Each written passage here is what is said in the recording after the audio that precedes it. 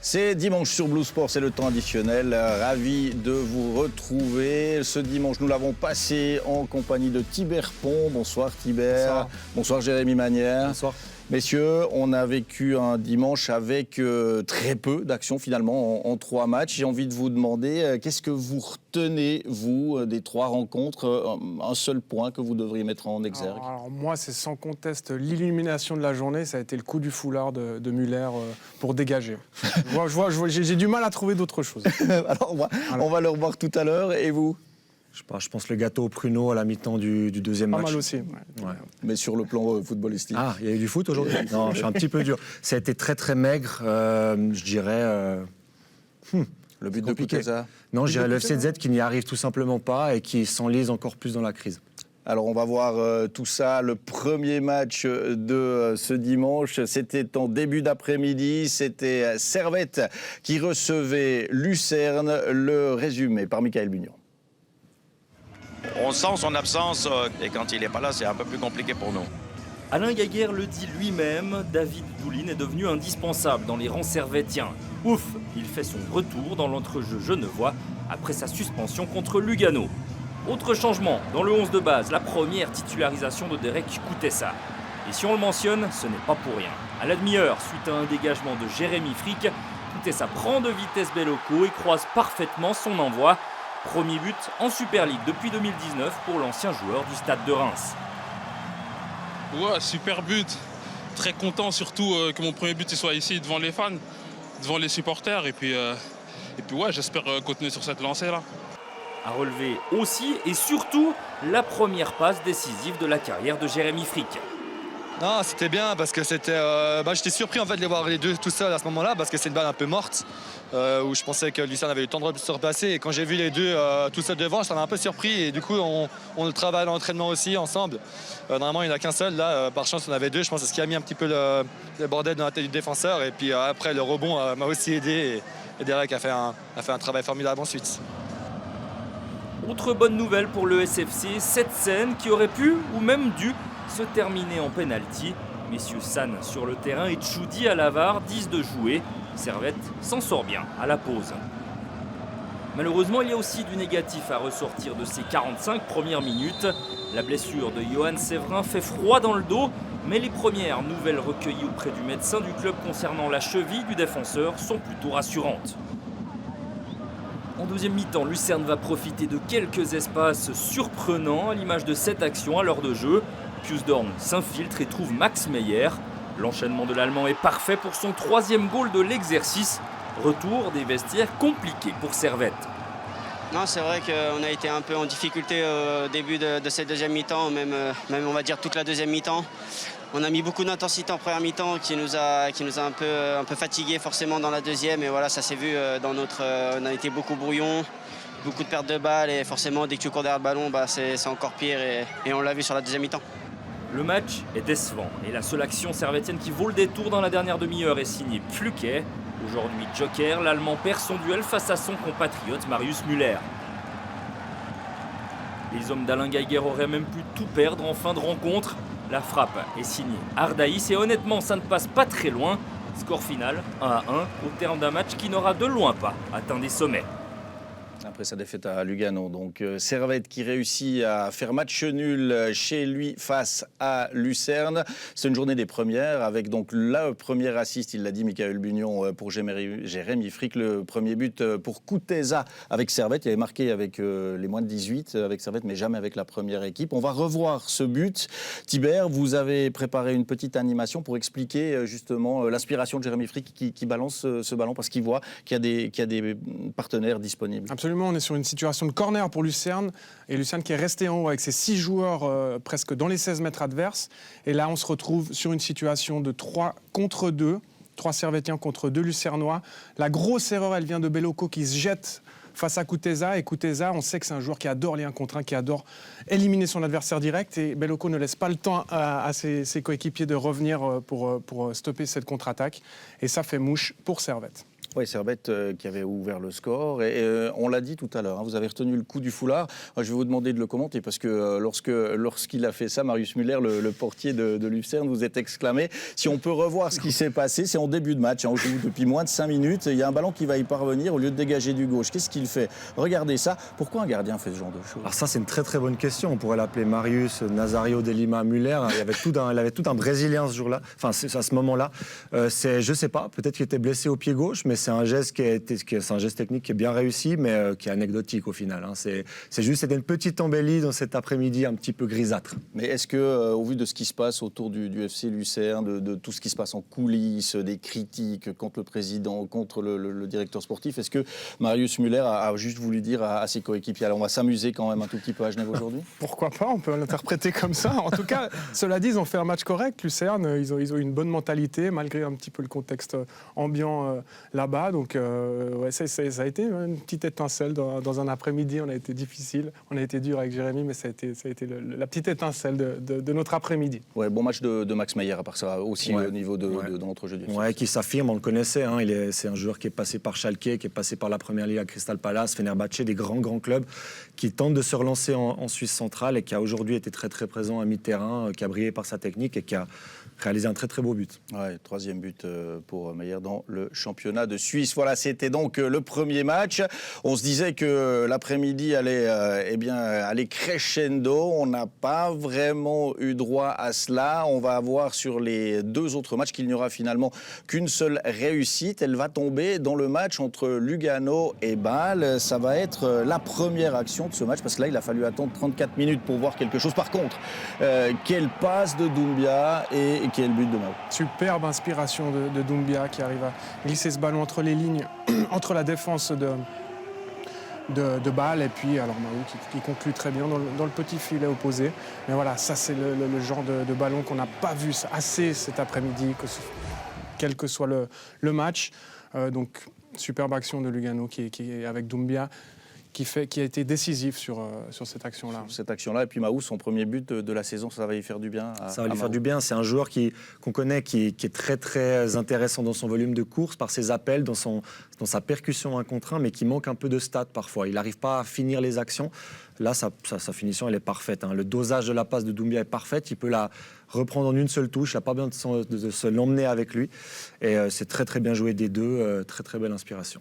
Et Bâle, me direz-vous, eh bien le FC Bâle qui avait déjà pas réussi à marquer cette semaine sur le front européen de la Conference League, va se créer 3 pauvres petites occasions, quoique il y en a une qui est quand même pas mal de frais. Celle-là de Calissen est en fin de première mi-temps. Il va y avoir un coup franc de Xhaka que Zekiri va pouvoir juste effleurer. Saipi qui fait un très très bel arrêt. Et puis Fabian Frey qui va toucher le poteau, alors que là on revoit encore l'arrêt de Saipi. Finalement, il y a beaucoup d'attaquants à Bâle, mais il y a peu d'actions, même si celle qu'on voit maintenant aurait pu finir au fond. On ne peut pas mettre 8 attaquants non plus, hein, donc forcément, ça demande des automatismes, ça demande de l'expérience commune. Là, on voit que Amdouni donne un bon ballon à Fabian Frey et son enroulé, il est magnifique et il s'en est fallu 5 cm pour qu'elle finisse pleine lucarne et que Bâle revienne à la maison avec au minimum 1 point. Mine de rien, Lugano enchaîne 2 victoires de suite. Ouais, une bonne série pour Lugano qui repart du bon pied après un début de saison très difficile. On sent une équipe qui se dégage, mais dans cette équipe, il y a aussi de l'expérience et des joueurs qui ont toute une maturité pour gérer ces moments plus difficiles. Je pense à des Ziegler, D'Aprella, Sabatini. Ce sont des joueurs qui peuvent ressouder un vestiaire quand ça devient un petit peu plus tendu. Doumbia aussi ?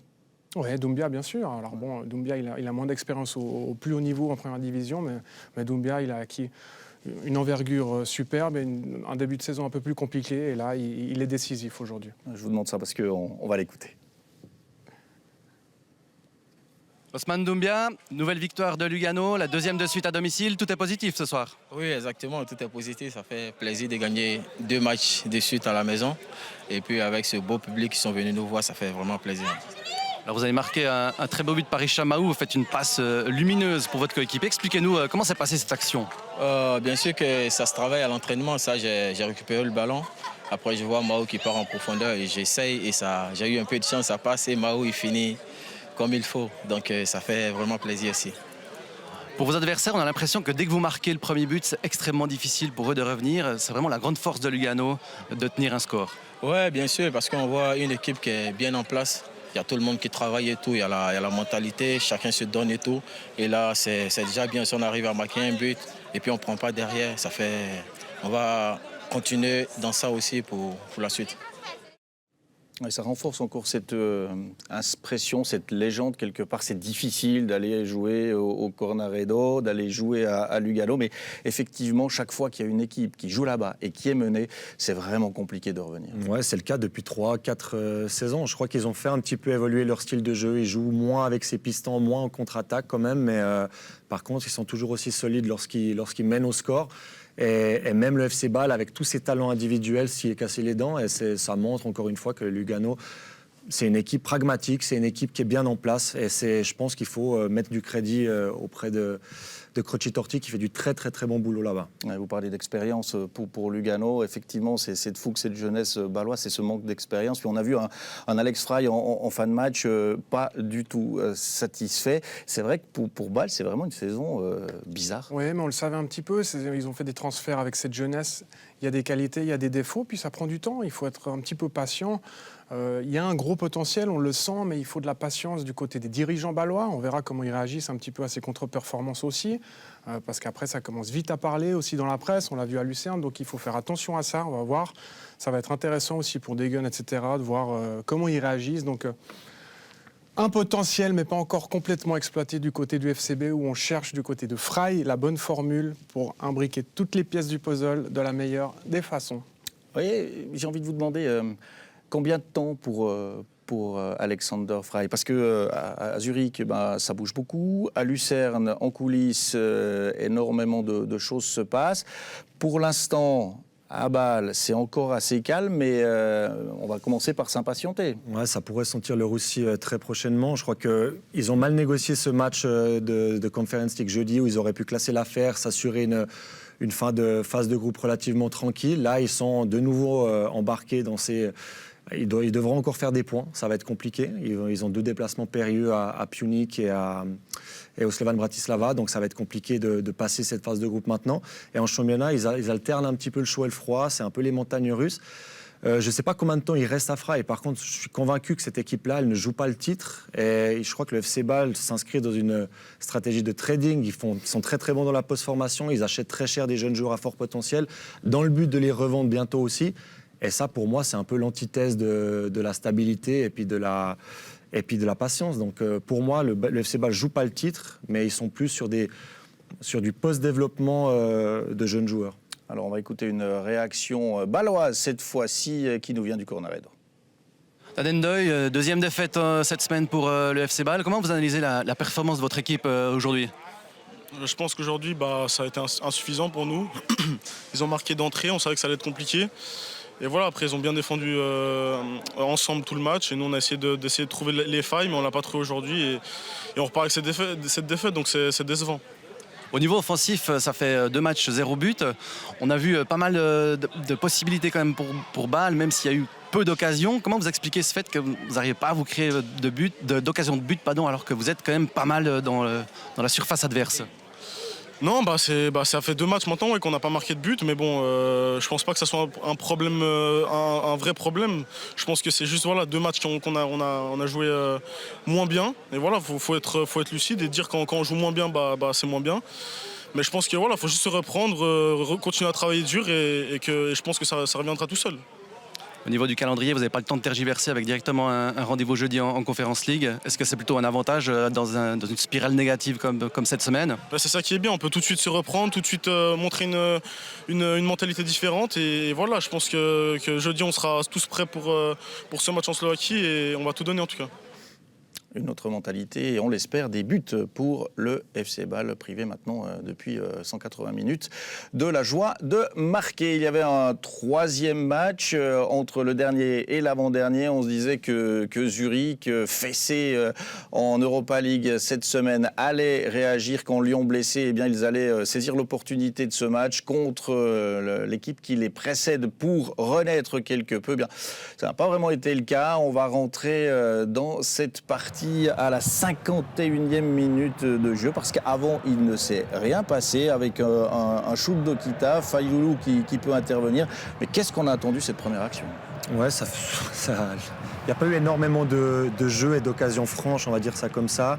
Là, c'est une première tentative d'Okita qui a été relativement actif depuis son entrée à la mi-temps. Malheureusement, son ballon manque de précision pour inquiéter Fayoulou. Alors, il va y avoir une autre action parce qu'au fil des minutes, Zurich a tout de même essayé de presser. Winterthur est resté dans son plan de match avec son 4-4-2. C'est Marquezano qui va s'essayer au shoot et Fayoulou là, qui doit intervenir au tout dernier moment. Il effleure cette balle pour la pousser en corner. C'est passé près, mais ça n'arrive pas. Et puis, il va y avoir, pour exemplifier l'état d'esprit de Winterthur, un retour de l'écaille sur Okita qui partait seul au but. Il y a eu tout ça, la maladresse de Zurich et puis entre les joueurs de Winterthur, beaucoup d'abnégation. Oui, absolument, un super état d'esprit de Winterthur. Pas de jeu proposé, rien. Ils n'ont pas gardé une fois le ballon, ils ont pas réussi vraiment à se procurer des occasions, peut-être juste tout à la fin, ils auraient pu faire un petit hold-up. Et encore, est-ce que c'est vraiment un hold-up vu que Zurich ne s'est pas créé non plus des montagnes d'occasions. Donc Winterthur, on ne peut pas leur jeter la pierre, ils font avec leurs moyens. Leurs moyens, c'est solidarité, c'est être bien organisé, au contraire de ce qui s'est passé avant cette trêve. Là, on a eu de bons exemples d'une évolution tactique de la part de Berner à Sion et à Zurich. Et c'est de bon augure pour Winterthur. Hein. S'ils continuent à être soudés comme ça, pourquoi pas accrocher cette 9e place en fin de championnat. C'était Camberi là, qui s'est créé une occasion. On va revenir avec une petite animation que vous avez préparée, Tibert, pour montrer vraiment comment Winterthur s'est placé sur le terrain pour contrer cette équipe de Zurich voilà. et ses deux chaînes de 4. Exactement, c'est le 4-4-2 qu'on voit très bien là. Zurich, si on se met du côté de Zurich, ils n'ont pas proposé assez de mouvement, pas proposé assez de rythme ni d'intensité pour essayer de déstabiliser ce bloc. C'est aussi simple que ça. Alors là, on essaye, mais il y a eu beaucoup trop de déchets techniques de la part du FCZ pour espérer quelque chose aujourd'hui. Voilà, là, c'est un bon exemple. Winterthur ne parvient pas à garder le ballon. Zurich qui repart, mais qui repart en ronronnant, en se passant la balle de gauche à droite, derrière, et ce bloc qui reste toujours en place. Et ça a été comme ça tout le match, quasiment, à part ce rush un petit peu final de la part du FCZ. Oui, c'était vraiment très, très bien en place de la part de Winterthur. Zurich a essayé, mais ça manquait de qualité pour déstabiliser un bloc comme ça, si bien préparé. Ouais, ça manquait surtout de prise d'initiative, notamment de la part des trois centraux. On le voit, là, ils se passent le ballon, ça ronronne, comme l'a dit justement Tibert. Et là, j'aurais aimé de le voir de la part des trois centraux, une prise d'initiative, une fixation par la conduite, afin de décaler un partenaire, afin que les joueurs de Winterthur soient obligés au bout d'un moment de sortir, pour ensuite pouvoir éliminer par la passe ou justement par le dribble 1, 2, 3 joueurs pour créer des décalages ensuite. Malheureusement, voilà, pour prendre des initiatives, il faut être en confiance et actuellement, c'est loin d'être le cas du côté du FCZ. Une réaction justement zurichoise avec un homme qui a brillé la saison dernière, qui vit un début de saison compliqué et qui a joué aujourd'hui. Antonio Marquezano, 0-0 face à Winterthur cet après-midi. Pour l'instant, le FC de Zurich n'y arrive pas cette saison. Ouais, c'est un peu dommage aujourd'hui parce que je pense qu'on aurait mérité de gagner. Sur les 90 minutes, on était la meilleure équipe, on a joué sur un but. Mais ouais, on n'arrive pas trop à se créer des occasions. Mais on était là, on n'a pas donné des occasions à eux. Je pense qu'on a fait un bon match, mais il nous manque le but. Ça nous fait la différence dans ce moment-là parce que si on va faire le but, ça devient un peu plus facile. Justement, vous êtes chargé notamment de l'animation offensive de par votre position. Qu'est-ce qui manque au FC de Zurich? Est-ce que c'est des automatismes? Est-ce que c'est simplement de la créativité? Qu'est-ce qu'il faudrait changer? Ouais, c'est difficile à dire. Je pense un peu la sérénité devant le but, dans les derniers 20 mètres. Parce qu'on a montré aussi contre Getse qu'on devait marquer 2-3 buts déjà le premier temps et on aurait gagné le match-là. C'est une chose qu'il faut travailler. Aujourd'hui, on a joué dans le milieu de terrain de Winterthur pour tous les 90 minutes.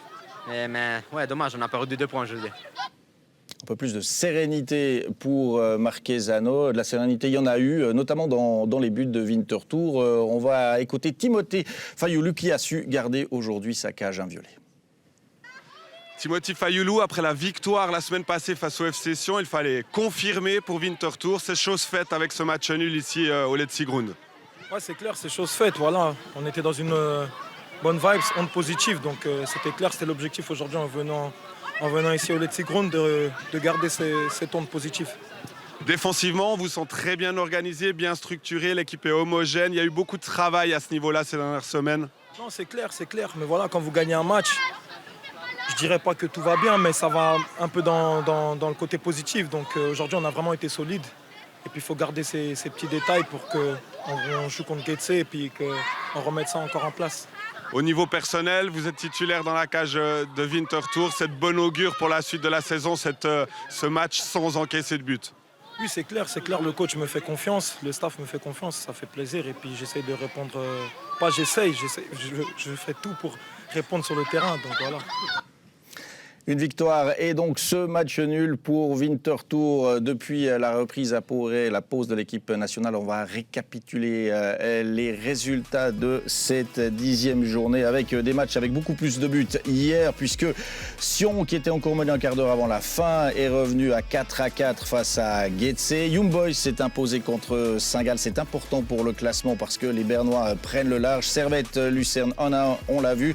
Lugano qui s'est imposé contre Bâle. C'est la deuxième fois cette saison. Et puis Zurich et Winterthur qui ne se séparent que par un petit 0-0. Le classement, justement, pour voir que Young Boys est en tête, qu'ils font le trou, les Bernois. Servette toujours deuxième avec 18 points. Suivent Saint-Gall et Lugano. Lugano qui est en train de faire une jolie petite remontée. Et puis vous le voyez en cul de classement, Bâle qui n'arrive pas à décoller avec Lucerne. Et puis Winterthur et Zurich qui restent donc bon dernier. Un coup d'œil aussi sur les résultats de Challenge League. Parce qu'il y avait un match aujourd'hui entre Schaffhouse et Vaduz qui ont fait 2-2. On a joué également avec la première victoire de Xamax, 4-0 face à Bellinzone. C'est important parce qu'il a fallu cette victoire pour les Neuchâtelois. À Rotun 2-2, Ville contre Yverdon 4-0 et puis Stade Lausanne qui a battu Lausanne 2-1. Au classement, on voit que Ville et Lausanne caracolent toujours en tête, que Stade Lausanne est tout proche. Et puis on le voit en queue de classement, Bellinzone, Vaduz et donc désormais Xamax à 4 points. Le plaisir maintenant de laisser la parole au plus précis des barbus de la rédaction. On va parler Italie beaucoup et italien dans match après match. J'ai donc envie de vous dire buonasera Daniele. Buonasera Mathias. Effectivement, on va parler Serie A, on va parler italien ce soir. On vous emmène en Italie. On va faire un débrief de Milan-Juve. C'était hier soir, victoire 2-0 des Rossoneri grâce à des buts de Tomori et Brahim Diaz. On va se demander aussi ce qui se passe dans cette Juventus. Qu'est-ce qui ne va pas, qu'est-ce qui ne fonctionne plus chez l'équipe entraînée par Massimiliano Allegri. On reviendra aussi sur la Juventus en Coupe d'Europe parce que finalement, il y a eu 3 équipes qui se sont imposées en Coupe d'Europe la semaine dernière en Champions League sur 4. C'est plutôt pas mal. On reviendra forcément aussi sur la perf de l'Inter qui s'est imposée contre le Barça. Et puis forcément, fantastico Napoli. Qu'est-ce qui se passe? Cette équipe est plus forte que tout. Elle est encore invaincue. Cette saison, elle joue en ce moment même face à la Cremonese. Elle est en train de gagner. Donc tout va bien aussi. On regardera le classement de la Serie A. Pourquoi est-il si bizarre? Qu'est-ce qui fait que l'Udinese et que l'Atalanta sont tout là-haut en compagnie du Napoli? Et puis on se demandera pour terminer lequel des Gonzalo Higuaín on a préféré, puisque Gonzalo Higuaín mettra un terme à sa carrière au terme de cette année civile. Vous, Mathias, lequel de tous ces Gonzalo Higuaín avez-vous préféré? Alors moi, c'est le Gonzalo Higuaín de Naples que j'ai préféré. J'en profite pour terminer cette émission, messieurs. Pour vous, c'est lequel d'Higuaín? Moi, je pense que ça serait celui du Real. Celui du Real, oui. Qui était redoutablement efficace. Mais souvent mis en concurrence, pas toujours titulaire au Real. Moi, je dirais celui de Naples aussi. Celui de Naples, hein, avec le record de buts notamment. Voilà, merci Thibert, merci Jérémy, merci à vous de nous avoir suivis, merci aux équipes techniques. Restez sur Blue Sport parce qu'il y a match après match, vous l'avez entendu qu'avec un super menu. On se revoit bientôt. Belle soirée à vous. Bye bye.